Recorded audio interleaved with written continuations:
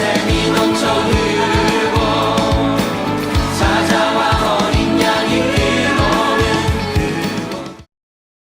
제14장. 너희는 마음에 근심하지 말라. 하나님을 믿으니 또 나를 믿으라. 내 아버지 집에 거할 곳이 많도다. 그렇지 않으면 너희에게 일렀으리라. 내가 너희를 위하여 거처를 예비하러 가노니 가서 너희를 위하여 거처를 예비하면 내가 다시 와서 너희를 내게로 영접하여 나 있는 곳에 너희도 있게 하리라. 내가 어디로 가는지 그 길을 너희가 아느니라. 도마가 이르되, 주여, 주께서 어디로 가시는지 우리가 알지 못하거늘 그 길을 어찌 알겠사옵나이까? 내가 곧 길이요 진리요 생명이니 나로 말미암지 않고는 아버지께로 올 자가 없느니라. 오늘 설교 제목은 교회에서 또 신앙에서 가장 중요한 구원론의 핵심이라고 하는 나는 길이요 진리요 생명이다 하신 예수님 말씀입니다. 예수 그리스도에 대한 고백, 또 예수 그리스도에 대한 자기 계시가 충만하게 드러난 말씀입니다. 이 말씀의 배경은 우리 주님께서 잡히시기 전날 밤 제자들과 함께 식탁을 나누었습니다. 그곳에서 두려워하는 제자들에게 근심하지 말라, 아버지를 믿으니 나를 믿으라 말씀하시면서 내 아버지의 집에는 거할 곳이 많도다. 내가 가서 그곳을 예비하고 다시 돌아와서 너희와 함께 머물겠다 하면서 아버지의 집으로 가심에 대해서 말씀을 합니다. 오늘 주목해보고 싶은 데는 4절, 5절인데요. 그리고 예수님께서 말씀하십니다. 내가 어디로 가는지 너희가 그 길을 안다. 그러니까 예수님께서 지금 제자들과 함께 식탁을 나누면서 쭉 자신의 이야기를 하셨고, 이제 내가 어디로 가는지 여러분 아시지요? 여러분은 그 길을 압니다. 이렇게 말씀하시자 도마가 묻습니다. 우리가 어디로 가시는지 알지 못하는데 그 길을 어찌 알겠습니까? 여러분, 이 예수님의 말씀과 도마의 응답이 어떻게 들려지는가요? 예수님께서는 여러분은 내가 어디로 가는지 그 길을 알고 있다. 그러자 도마가 주님이 어디로 가시는지 저희가 모르는데 그 길을 어찌 알겠습니까? 이 질문은 참으로 중요합니다. 예수님이 어디로 가시는지 알아야 저희 그리스도인들이 예수 그리스도를 따르는 사람인데 주님이 어디로 가시는지 알지 못하고 헤매면 얼마나 비참한가요?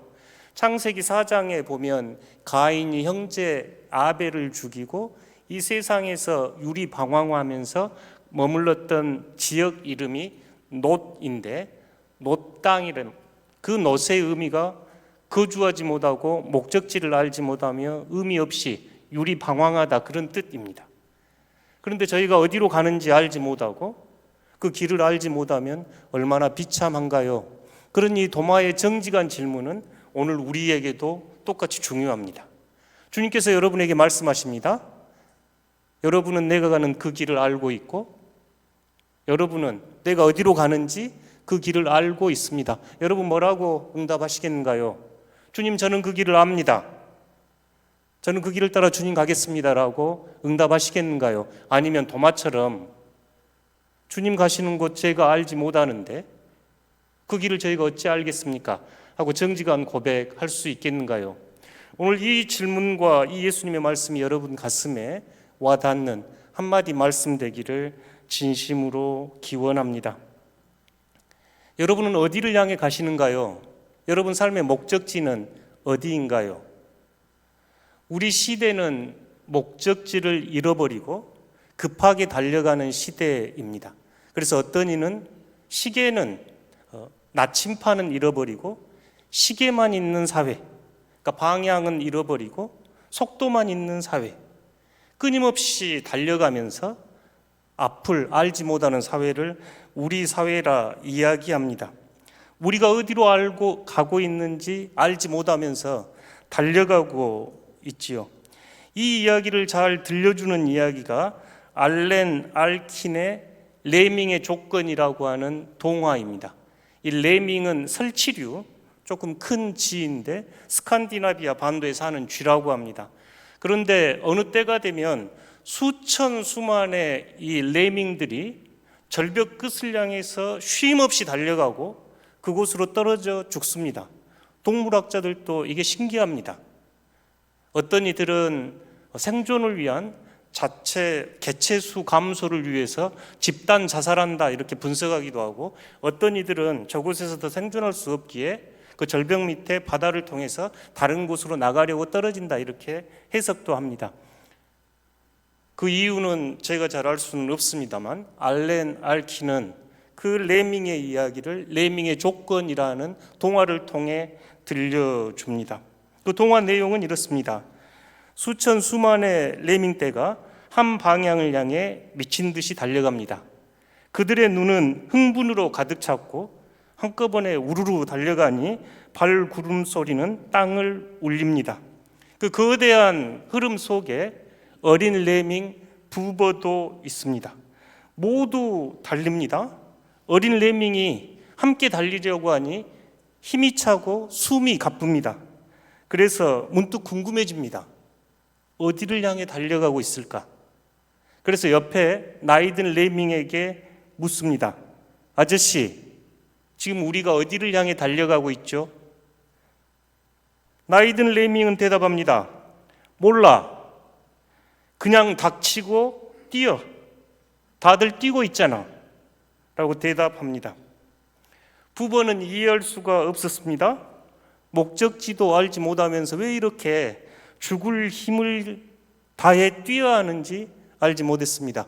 그래서 이 부버는 멈춰 서서 용기를 내어서 길가에 있는 나무 위로 올라가서 앞에서 열심히 달려가고 있는 레밍들이 어디를 향해 가고 있는지 쳐다보았습니다. 그러자 보였습니다. 그 끄트머리는 낭떠러지였고 그곳에 이른 레밍들은 모두 바다로 뛰어들어 죽고 있는 모습이었습니다. 자살행렬이었습니다. 이 부부는 나무에서 내려와서 옆에 뛰고 있는 레밍들을 향해서 말합니다. 멈추십시오. 저 끝은 절벽이고 그 끝은 죽음입니다. 다 떨어져서 죽습니다. 뛰고 있던 레밍들은 아무도 멈추지 않았습니다. 오히려 그를 비웃었습니다. 이 바보야, 저 앞에 뭔가 대단한 게 있어. 그러니까 다들 열심히 뛰어가겠지. 너만 잘난 척하지 말고 빨리 따라와. 뒤처짐은 끝장이야. 결국 그 무리는 모두 절벽을 향해 뛰어서 떨어져 죽었습니다. 하지만 부버는 흐름을 거스리는 결단을 내렸습니다. 그는 절벽 반대편에 있는 숲길로 발길을 돌렸습니다. 그곳에서 부버를 향한 새로운 삶이 기다리고 있었습니다. 오늘날 여러분은 어디를 향해서 그렇게 열심히 뛰어가는가요? 우리도 레밍처럼 뛰어가지 않습니까? 부동산이 돈이 된다고 하니 부동산 투자를 합니다. 코스피 5천, 주식값이 오른다고 하니 주식에 투자하고 싶습니다. 코인이 돈이 된다 하니 코인에 투자하고 싶습니다. 남들이 대학을 가니 나도 대학을 가야 하고, 남들이 재물과 명예와 인정을 구하며 달리니 나도 재물과 명예와 다른 사람의 인정을 받기 위해 레밍처럼 덩달아 뛰어가고 계시지는 않는가요? 그러나 멈추고 한번 되돌아 보십시오. 우리 시대는 인류 역사상 가장 풍요로운 시대에 살고 있습니다. 그런데도 가장 쉼이 없고 가장 불안하고 가장 두려움 속에 살고 있습니다. 속도는 있는데 방향은 모르겠습니다. 우리들은 더 가지려고 욕심을 부리면서 하나님의 거룩한 창조 세계를 무참히 파괴하고 있고, 하나님의 형상을 지닌 가난한 이들의 죽음이 보이지 않습니다. 레밍처럼 앞만 보고 달려가는 저희들을 향해서 선견자들은 집단적 광기, 조현병, 문명사적 자폐증 시대라고 이야기를 합니다. 자신의 생명뿐만 아니라 모든 지구 생명 공동체를 파괴하면서 스스로 벼랑 끝을 향해 치닫는 현 인류를 향한 고발입니다. 마치 바다를 향해 하면서 목이 말라 바닷물을 마시면 더 목이 마른 것처럼 더 큰 사랑이 필요해, 더 많은 돈이 필요해, 더 높은 지위가 필요해. 그 끝이 보이신가요? 그 끝은 파멸의 낭떠러지입니다. 어린 레밍 부부가 묻습니다. 당신은 지금 어디를 향해 뛰고 있습니까? 도마가 오늘 우리에게 묻습니다. 주님께서 가시는 그 목적지를 제가 알지 못합니다. 그런데 어찌 그 길을 알 수 있겠는가요? 이 질문에서 예수님은 가장 위대하고 가장 새로운 길, 자신의 길을 말씀하십니다. 나는 길이요, 진리요, 생명이라 주님께서 말씀하십니다. 그러면 주님이 가시는 그곳의 목적지는 어디인가요? 주님이 지금 향하고 가시는 것은 어디일까요? 이미 요한복음 14장 2절에서 주님께서 나는 아버지의 집으로 갑니다. 그곳에는 여러분이 거할 거처가 많습니다 하면서 자신의 목적지가 아버지임을 밝힙니다. 14장 12절에서도 예수님께서는 나는 아버지께로 가는 것이 좋습니다. 28절에서도 나를 사랑하였더라면 내가 아버지께로 감을 기뻐하였으리라. 아버지는 나보다 크심이라. 예수님께서는 자신의 목적지가, 자신의 방향이 분명하게 아버지라고 말씀합니다. 예수님은 아버지를 향해서 가시는 걸음입니다. 우리 또한 이 예수님이 가시는 곳이 우리의 목적지입니다. 우리 또한 예수님처럼 하나님께 돌아가는 인생입니다. 여러분 어디를 향해 뛰어가신가요? 하나님을 향해 뛰어가고 계신가요? 신앙의 목적지는 죽음 이후에 있는 화려한 궁전과 같은 장소가 아닙니다. 이 땅에서 누리는 무병장수도 더더욱 아닙니다. 신앙의 목적은 하나님 그 자체입니다. 이 진리를 깨닫는 바울은 만물이 주로부터 나오고 그로 말미암아 살고 주께로 돌아간다고 선언합니다. 우리 모두의 목적지는 아버지 하나님입니다. 그런데 하나님, 우리의 목적지를 이해하려면 여러분의 상상력의 폭발이 좀 필요합니다. 제가 상상력의 폭발 이렇게 말을 쓰는 이유는 하나님에 대한 이야기는 여전히 신비라고 고백할 수밖에 없기에 여전히 우리 모두가 신비라고 고백하는 삼위일체 하나님에 대한 상상력이 필요합니다. 매우 중요한 신학적 주제처럼 들리지만 이 요한복음은 우리에게 하나님을 이야기할 때 삼위일체 하나님을 우리에게 펼쳐 보이시는데 그 핵심 장이 바로 이 14장입니다. 자신이 아버지께로 갑니다. 그리고 보혜사 성령을 요한은 우리에게 말씀해 줍니다. 마치 태중의 아이가 태동하면 산모가 그 아이를 알듯이 이 요한복음을 삼위일체 태동지 이렇게 학자들은 이야기합니다. 그런데 요한복음 14장, 15장, 16장, 17장에서 들려주는 하나님과 이 삼위일체를 이해하기 위해서는 여러분 상상력의 폭발이 필요합니다. 지금도 하나님 그러면 높은 의자에 앉아있고 수염이 나 있는 그런 분을 생각한다면 요한복음을 알지 못하는 분들입니다. 요한은 그 삼위일체 하나님, 성부와 성자와 성령 세 분의 하나님이 사랑의 공동체임을, 사랑 안에 머물러 있음을 끊임없이 우리에게 말씀합니다. 빌립이 예수님에게 묻습니다. 아버지를 보여주십시오. 그러자 예수님은 나를 본 자는 아버지를 보았다 말씀합니다. 뿐만 아니라 요한복음 14장 10절에서 예수님이 하신 말씀입니다. 함께 읽어보겠습니다. 내가 아버지 안에 거하고 아버지는 내 안에 계신 것을 너희가 믿지 아니하느냐. 아멘. 내가 아버지 안에 있고 아버지가 내 안에 계시다. 여러분, 이 말씀이 전달이 될까요?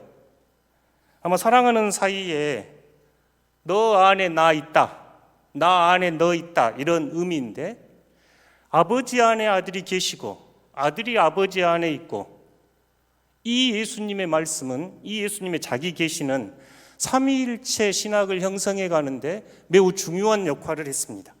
그래서 초대 교부들은 성부와 성자와 성령의 관계를 페리코레시스라고 하는 어려운 단어를 써서 상호 내재, 상호 내주, 상호 침투 이렇게 설명을 했습니다. 그런데 그들이 썼던 이 페리코레시스라고 하는 이 단어는 마치 우리나라 강강술래처럼 원무입니다. 여럿이 원을 만들어서 빙글빙글 함께 돌면서 춤을 추는 모습, 그러니 요한이 상상하고 우리에게 보여준 하나님의 모습은 세 분이 딱딱한 의자에 앉아있는 모습이 아니라 세 분이 손을 잡고 둥글게 기뻐하면서 춤을 추는 모습, 상호 내재, 상호 침투, 이렇게 이야기합니다. 저도 춤을 잘 못 춰가지고요, 이 기쁨이, 이 감격이 가히 짐작이 되지 않습니다만, 성부와 성자와 성령께서 함께 기쁨의 춤사위를 누리고 계신다, 그 모습을 상상하면 매우 기쁘고 황홀합니다. 여러분도 그 상상이 가능하신가요? 한 화가의 상상력입니다. 댄싱 오브 더 트리니티 이렇게 붙어있는 춤추는 삼위일체 하나님, 하나님의 춤사위, 이런 그림입니다. 세 분이 서로 손을 맞잡고 손뼉을 치며 기뻐합니다. 하나님의 신비가 드러나 있는 푸른색과 예수 그리스도의 피가 들어있는 빨간색과 성령의 교제가 담긴 둥그런 하얀색이 우리에게 삼위일체임을 상상하게 합니다. 세 분 안에서 나누어지는 기쁨, 손뼉치는 그 황홀함이 여러분 전달되신가요? 삼위일체 하나님은 딱딱한 이론이 아니라 세 분의 사랑이 충만하고 흘러넘침입니다. 그 배경이 되는 옥수수밭을 바라보십시오. 저희가 창세기를 공부하면서 하나님이 왜 창조를 하셨습니까? 라고 물을 때 우리의 답변은 저 사랑이 흘러넘쳐서 이 세상이 창조되었습니다라고 응답을 했습니다. 여러분과 이 우주 만물은 하나님 사랑의 흘러넘침입니다. 사랑은 흘러넘치니 생명이 있고 탄생이 있고 보이는 세계가 하나님의 사랑에 뿌리를 두고 있습니다. 세 분의 몸짓은 역동적입니다. 세 분의 사랑에 충만한 교제가 있었기에 온 우주가 있고 우리가 있고 저곳에서 우리 주님께서 이 땅에 오셨습니다. 성부와 성자, 성령, 삼위 하나님은 끊임없는 사랑 속에서 새로운 생명을 낳고 생명을 잉태하시는 분입니다. 예수님이 말씀하신 하나님, 예수님께서 말씀하신 아버지의 지분, 딱딱한 건물이나 어떤 장소가 아니라 바로 이 삼위일체 하나님의 춤사위 한가운데입니다. 우리의 최종 목적지는 하나님이시고 이 춤사위 한가운데로 우리가 초대를 받습니다. 그래서 요한은 17장 21절에서 아버지여, 아버지께서 내 안에, 내가 아버지 안에 있는 것 같이 그들도 다 하나가 되어 우리 안에 있게 하여 주십시오라고 기도를 합니다. 삼위일체, 삼위 하나님만 춤사위를 즐기는 것이 아니라 여러분 모두를 그 사랑의 춤으로 초대합니다. 그 춤사위의 충만함과 가슴 벅찬 그 자리, 예수님이 말씀하신 아버지의 집입니다. 신앙의 목적지는 하나님입니다. 그 하나님은 성부와 성자와 성령의 사랑의 춤사위를 벌이는 하나님입니다. 구원은 그 삼위 하나님의 춤사위에 뛰어드는 것입니다. 하나님은 여러분께서 객석에 관람객으로 앉아 있는 것을 원하시는 것이 아니라 그 춤 안으로 여러분을 초대하시는 분입니다. 예수님의 기도, 그들도 우리 안에서 하나가 되어 이 춤사위에 참여하게 해주십시오 하는 기도입니다. 사랑하는 성도 여러분, 우리의 목적지는 하나님입니다. 이 목적지를 제대로 알지 못하면 이 세상에서 성공이 축복이라고 기복적인 신앙으로 전락합니다. 하나님은 목적이 아니고 수단으로 전락해서 나의 욕망과 나의 탐욕의 디딤돌로 전락합니다. 우리의 목적지는 삼위일체 하나님의 사랑의 춤사위입니다. 상상이 되신가요? 그 상상만으로 여러분의 가슴이 뛰고 기쁨이 되기 원합니다. 주님께서 이 땅에 오셔서 여러분에게 Shall we dance? 춤 한번 주실까요? 손 내미시네요. 레밍처럼 절벽을 향해 달려가고 계신가요? 아니면 삼위일체 하나님의 그 사랑에 충만한 기쁨을 바라보고 계신가요? 예수님은 단호하게 선포하십니다. 함께 읽겠습니다. 예수께서 이르시되 내가 곧 길이요 진리요 생명이니 나로 말미암지 않고는 아버지께로 올 자가 없느니라. 아멘. 요한에는 수많은 예수님의 자기 계시가 등장하는데 가장 아름다운 우리의 신앙 고백의 정점에 있는 고백이 바로 이 요한복음 14장 6절입니다. 주님께서 나는 길이요 진리요 생명이라 선언하십니다. 나로 말미암지 않고 아버지께로 올 자가 없다고 선언하셨습니다. 예수님은 길입니다. 길은 단순한 어떤 눈에 보이는 물리적인 그런 길이 아니라 예수님의 삶의 방식이었고 삶의 태도였습니다. 가까이는 십자가의 길이었기에 히브리서 기자는 예수님이 가셨던 그 길을 산 길, 살아있는 길이라 표현하였습니다. 길은 삶의 방식과 태도입니다. 예수님이 보여주셨던 삶의 방식과 태도를 저희가 길로 삼아야 합니다. 진리라는 단어의 어원은 덮어놓는 것을 이렇게 벗겨가지고 잘 드러나게 하다 그 뜻입니다. 예수 그리스도께서 이 땅에 오셔서 우리에게 보여주신 것은 하나님의 사랑을 저희가 잘 알아차리지 못할 때 그 사랑을 활짝 펴서 진리는 바로 하나님의 조건 없는 사랑임을 우리에게 보여주셨기에 예수님 안에는 은혜와 진리가 충만했습니다. 생명은 성경 안에서 두 종류 단어로 사용되는데 우리가 바이올로지 그럴 때 그 단어는 어떤 육체의 생명을 말하는데 요한복음에서 말하는 생명은 영원한 생명, 조에라는 단어를 씁니다. 하나님의 생명, 그 사랑의 춤사위 속에서 솟구치는 하나님의 생명. 그러기에 예수 그리스도를 영접할 때 이미 우리는 그 생명에 참여하게 됐고 예수 그리스도 안에서 그 생명을 미리 맛본 자들, 그리스도의 십자가의 죽음과 부활 안에서 그 생명이 증거되었습니다. 그래서 요한복음에서 나는 길이요 진리요 생명이다는 이 말씀은 예수님 고백에 대한 가장 아름다운 선언이 됩니다.